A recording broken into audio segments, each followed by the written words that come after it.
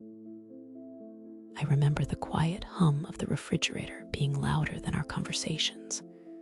Our evenings spent side by side, but miles apart. We'd sit across from each other, eyes scanning our phones, exchanging pleasantries that felt like scripts rather than genuine interaction. It was a slow, insidious creep of disconnection, like sand slipping through an hourglass. I never noticed until the bottom was nearly bare. My days were a blur of work and errands, and when I tried to share them, the words felt thin, uninteresting. I'd catch myself editing my stories, stripping them of genuine emotion, convinced that a deeper dive would bore or burden. What was the point of sharing if I felt unseen, unheard, even when I was speaking? Then came our anniversary dinner, a table set for two, but only one heart felt truly present, mine aching with a profound loneliness. We talked about the weather, our work, the bland food, but never about us. The silence between meaningful words became a monstrous, suffocating presence, a stark symbol of the growing distance between us. That night, I knew something had to shift, or we were truly lost. The human cost was immense. I felt completely alone even when we were together.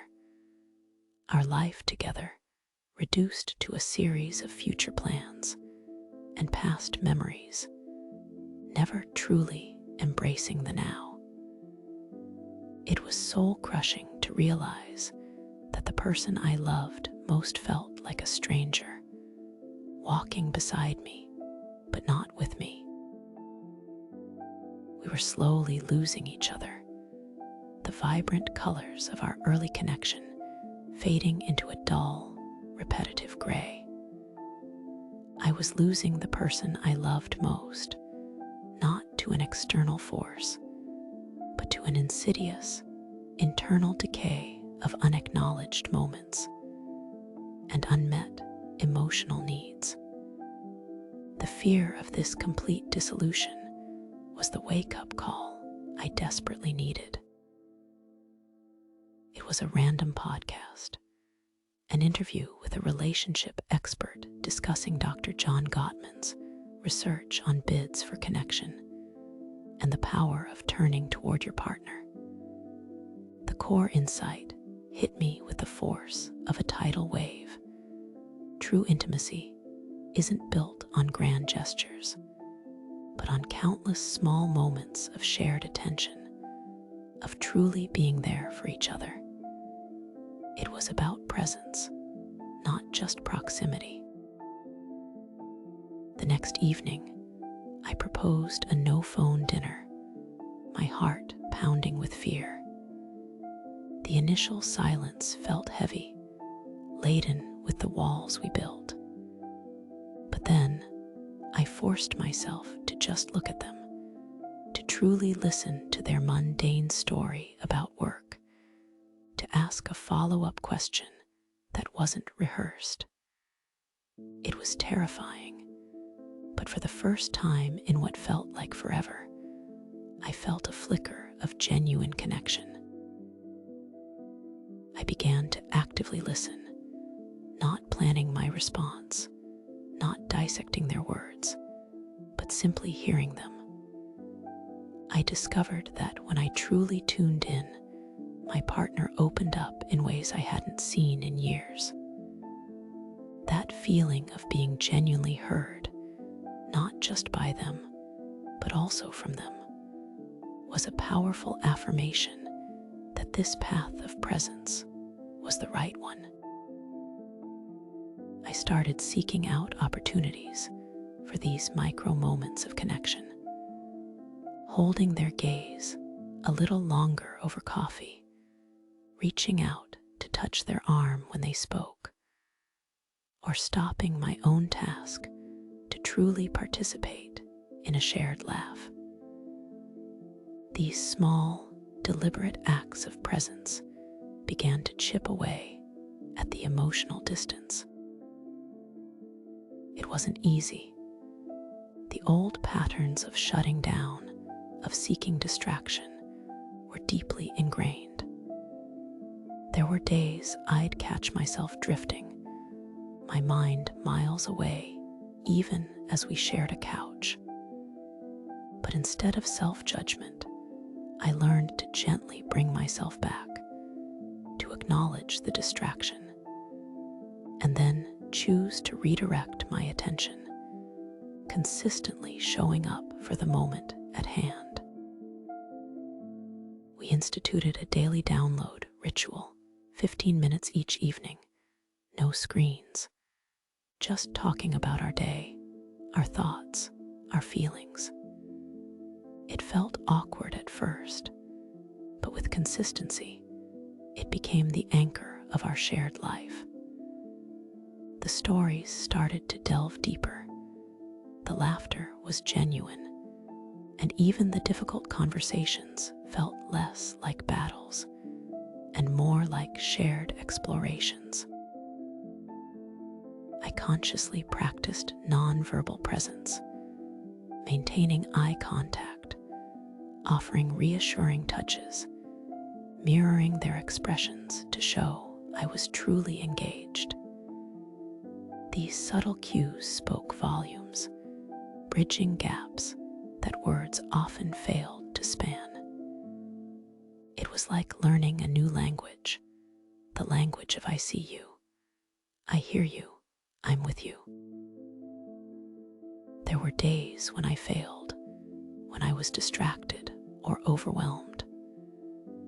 But I learned to forgive myself and to communicate my struggles instead of retreating.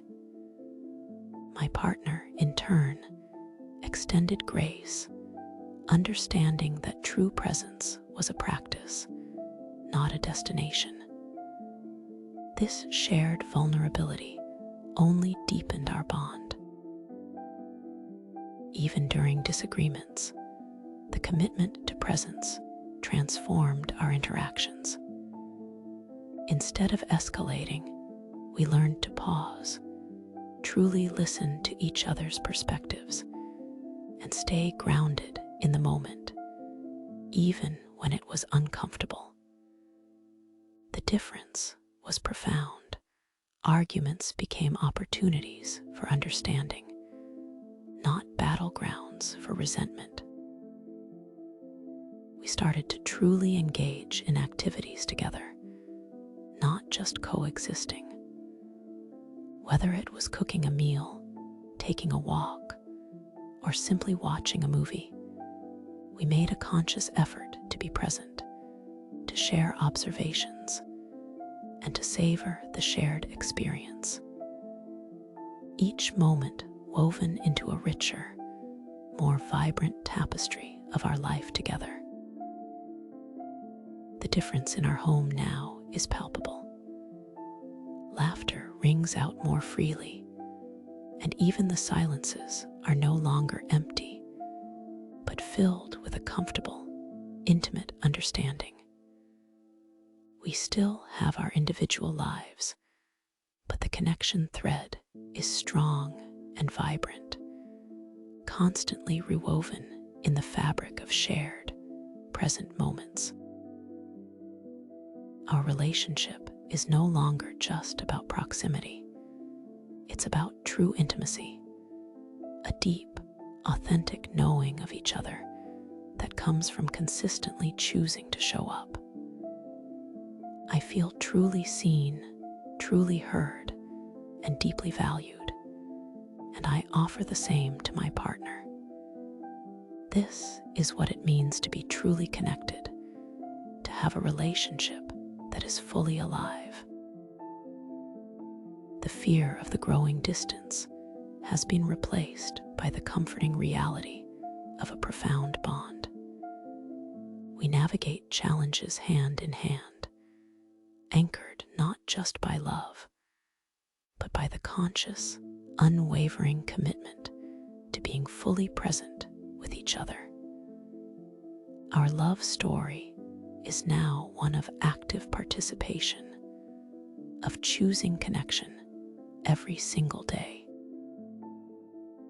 This journey taught me that presence is not just a technique. It's a profound gift you give to another person, and ultimately to yourself.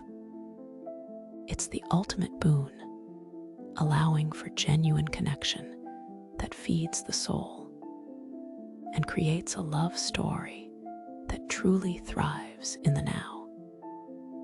It's the everyday magic of seeing and being seen.